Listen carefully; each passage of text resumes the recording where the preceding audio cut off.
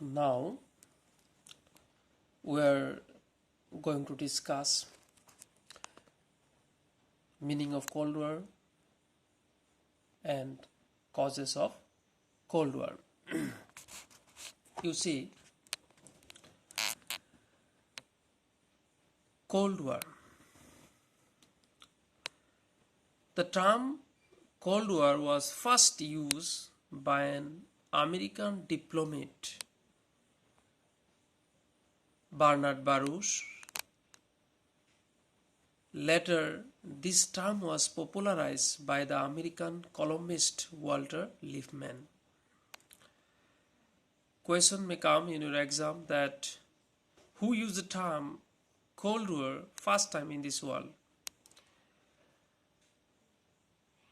What I am telling you that the term Cold War was first used by an American diplomat, Bernard Baruch.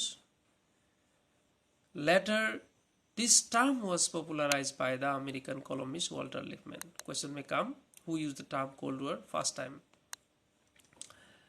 You see, Cold War is an unfriendly political relation between two countries. It is a war in which armed forces do not fight, they do not engage themselves in a battle. It is a situation of tension. It is not a hot war or an actual war, but it has all the features of a war. A group of political scientists said that it was not a hot war, it was an unarmed conflict. It was an ideological war between two superpowers, US and USSR. It was a diplomatic war. It was a war that was fought not in the battlefield but in the minds of men. Both rebels made effort to avoid a nuclear war. That means both superpowers tried to weaken each other. We know one thing that in the year 1939, the Second World War started between the two groups, Allied powers and Axis powers. America, Soviet Russia, England and France, they form Allied powers. On the other hand, Japan, Germany and Italy, they form Axis powers. The Second World War started between two groups, Allied power and Axis powers. And in the year 1945, on 6 August and 9 August, we have seen that USA dropped two atom bombs on the two Japanese cities of Hiroshima and Nagasaki. When USA dropped two atom bombs on the two Japanese cities of Hiroshima and Nagasaki, that time we have seen that Japan surrendered, and at last we have seen that the Second World War ended. After the end of the Second World War, we have seen that the two superpowers emerged on the stage of world politics, USA and USSR. And we have seen that USA lead capitalist bloc and USSR lead communist bloc.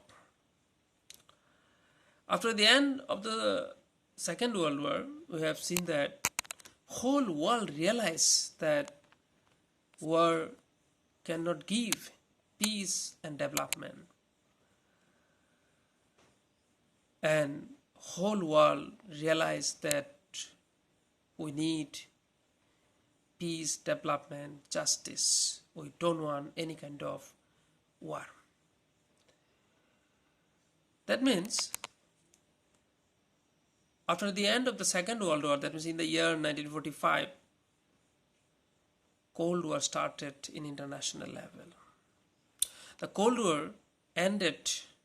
That means the Cold War started between between two superpowers, US and USSR, and the Cold War ended in the year 1991 when USSR disintegrated. Question may come in your exam that when did Cold War begins? You have to write that after the end of the Second World War, that means in the year 1945. Again, another question also come that when did Cold War end? That means the Cold War ended in the year 1991. So what we have got, that Cold War means what? That Cold War means it was a diplomatic and ideological war between the two groups, USA and USSR. It was a one kind of mental war. It is not a physical war. It is one kind of situation where you cannot use any kind of destructive weapons.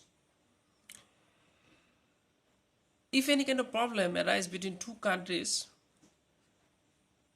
then also you cannot use any kind of destructive weapons. Then you have to solve that problems with the help of debate discussion. That kind of situation is known as Cold War. That means it is a one kind of mental war. It is not a physical war. Cold War is an unfriendly political relation between two countries. It is a war in which armed forces do not fight. They do not engage themselves in a battle. It is a situation of tension. It is not a hot war or an actual war, but it has all the features of a war. The Cold War continued for about 45 years. A group of political scientists said that it was a one kind of mental war. It is not a physical war. A group of political scientists said that it was a one kind of arms competition or arms race. Another group of political scientists said that it was a diplomatic and ideological war between the two blocks, USA led capitalist bloc and USSR led communist bloc. This is the actual meaning of Cold War. That means, in a simple term or in a single language, we can say that Cold War means it was a diplomatic and ideological war between the two superpowers. That is Cold War. Next you see causes of Cold War. There are many causes. You see one by one, which is very important. You see, ideological conflict. First point is ideological conflict. Ideological conflict between capitalism and communism was an important cause of the Cold War. Formation of the world first communist government in the USSR after the Russian Revolution was never liked by the capitalist world. The Cold War was an expression of this hostility and dislike. What I am telling you, ideological conflict between capitalism and communism was an important cause of the Cold War. Formation of the world first communist government in the USSR after the Russian Revolution was never liked by the capitalist world. The Cold War was an expression of this hostility and dislike.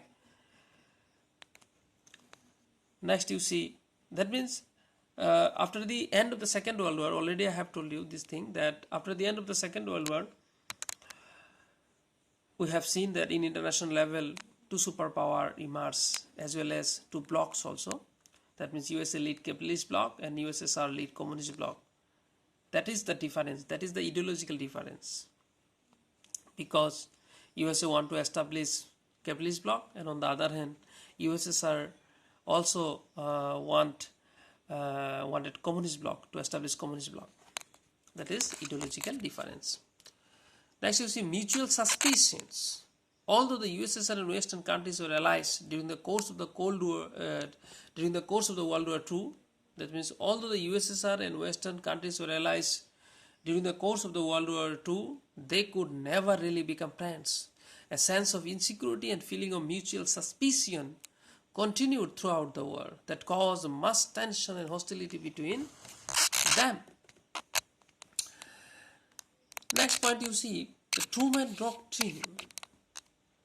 The US President Harry S. Truman adopted a tough policy towards the USSR. He adopted the policy of containing communism by providing aid to the countries which were receiving Soviet support. In March 1947, he announced that the USA would support free peoples who were resisting subjugaction, that means subjugaction by armed minorities or by outside pressures. Thus, the Truman Doctrine made it clear that the USA was committed to a policy of containing communism. The Truman Doctrine made it clear that the USA was committed to a policy of containing communism. The Truman Doctrine was suspected by the USSR as an attempt to establish US hegemony over world politics, and that was a cause of the Cold War. Next, you see Marshall Plan.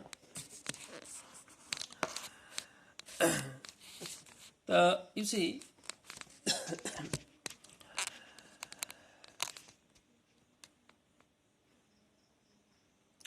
the Marshall Plan was announced in June 1947. The US Secretary of State George C. Marshall produced his European Recovery Program. The program offered economic help wherever it was needed. The main aim of the Marshall Plan was, however, political. Its aim was to contain communism by offering economic aid to European countries. The Russians described the Marshall Plan as dollar imperialism. The Marshall Plan thus strained the superpower relations. Next, you see formation of military alliances. Formation of military alliances and counter alliances after the Second World War also lead to the rise of the Cold War. USA sponsored military alliances, NATO, North Atlantic Treaty Organization, formed in April 1949. And on the other hand, we have seen that USSR also sponsored military alliances that is known as Warsaw Pact.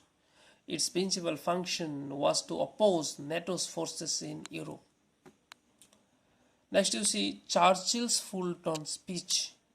On March 5, 1946, Winston Churchill, then the British opposition leader, delivered a speech at Fulton in the presence of President Truman. He sharply criticized the Soviet behavior and said that the Soviet Union had erected an iron curtain as the dividing line between the East and West. Churchill-Fulton speech thus marked the beginning of the Cold War. It was indeed the Western battle cry against the USSR. These are the causes of the Cold War. And again later I shall discuss another meaning such as phases, consequences, etc. Thank you.